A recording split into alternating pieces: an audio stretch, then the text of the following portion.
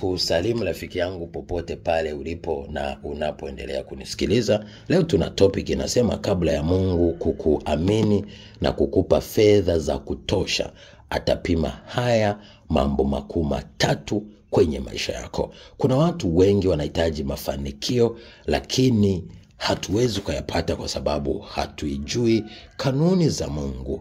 Kumbuka Yesu amesema hivi. Neno kutoka Luka 16:10 mpaka 18 anasema, yeyote aliye mwaminifu katika mambo madogo atakuwa mwaminifu katika mambo makubwa, na yeyote asiye mwaminifu katika mambo madogo hatakuwa mwaminifu katika mambo makubwa.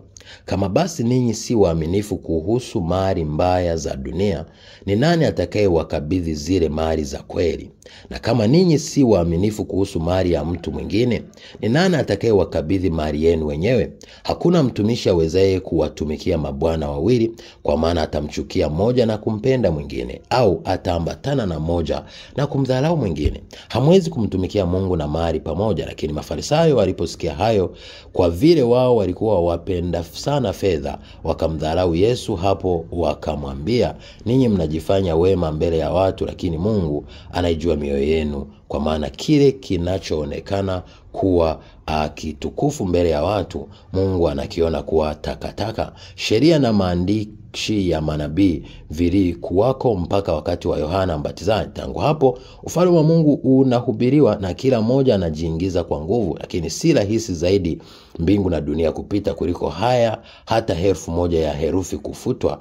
Yeyote anayempenda mkewe taraka ya mashekeme. Haya, tuachie hapo. Sasa nataka turudi kwenye darasa letu. Kwa hiyo haya mambo matatu makuu Yesu Kristo atayapima kabla ya kukupa utajiri, fedha na mafanikio ya nguvu. Cha kwanza, utoaji wako, au tunasema generosity.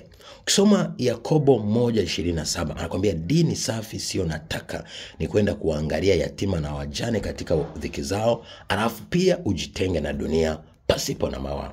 Lakini pia ukisoma kitabu kile cha ukisoma kile kitabu cha Isaya sura ile ya kwanza mstari wa 10 mpaka ule wa 20, anakuambia tukiwasaidia wahitaji, wajane na yatima na kujitenga na dhambi, ndipo kila tutakachokiomba kwa Mungu kitafanikiwa. Hicho ni kitu cha kwanza. Lakini cha pili, atapima uaminifu wako. Je, wewe ni mwaminifu? Je, ukiahidi kitu unaweza kuwa mwaminifu?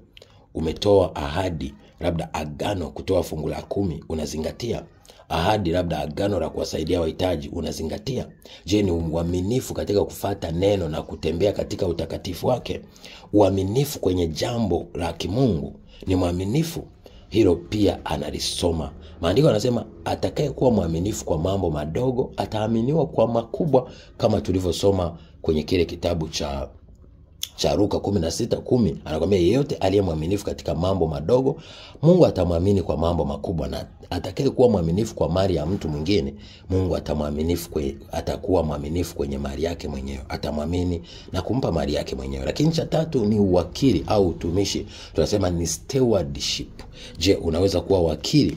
Unaweza kujitoa kwa ajili ya injili? Maandiko yanasema atakaye jitoa kwa ajili ya injili, atakayejitoa kwa ajili ya injili, atakayejitoa kwa ajili ya injili, atakayejitoa kwa ajili ya injili, anakuambia atapata mara 100 hapa, kisha uzima wa milele. Atakayejitoa kwa ajili ya injili atapata mara 100 hapa, kisha uzima wa milele. Soma kile kitabu cha Marko 10:29 mpaka 31. Anakuambia yeye akasema, amini nawaambieni, hakuna mtu aliyeacha nyumba au ndugu waume au ndugu wake au mama au baba au watoto au mashamba kwa ajili yangu na kwa ajili ya injili, ila atapewa mara 100 sasa hivi wakati huu, nyumba, ndugu waume, ndugu wake, mama na watoto na mashamba pamoja na udhia, na katika ulimwengu ujao uzima wa milele. Lakini wengi walio wa kwanza watakuwa wa mwisho, na walio wa mwisho watakuwa wa kwanza. Kwa hiyo hivi vitu vitatu Mungu kwanza anavipima. Anasema cha kwanza, utoaji. Je, unaweza kutoa. Maana maandiko yanasema baba yetu ni baba wa yatima na mme wa wajane. Lakini uaminifu, ukiwa mwaminifu kwenye mambo madogo, Mungu atakupa makubwa. Ukiwa mwaminifu kwenye mali ya mtu mwingine, atakuamini na kukupa mali yako mwenyewe. Lakini pia ukiwa mwaminifu kwenye mali ya udhalimu hii ya dunia, basi Mungu atakuamini kwenye mali ambayo ni ya ufalme. Lakini cha tatu ni uwakili katika kumtumikia Mungu, katika utumishi. Je, unaweza kuinvest fedha yako au uchumi wako katika kazi ya Mungu? Maandiko yanasema kwamba atakayejitoa kwa ajili ya Injili atapata mara 100 hapa kisha uzima wa milele. Kwa hiyo kumbe unapojitoa kwa ajili ya Injili, Mungu anaweza kukubariki na kukufanikisha na kukuinua zaidi. Na wapenda, God bless you. Be a shining star in Jesus name. Shalom.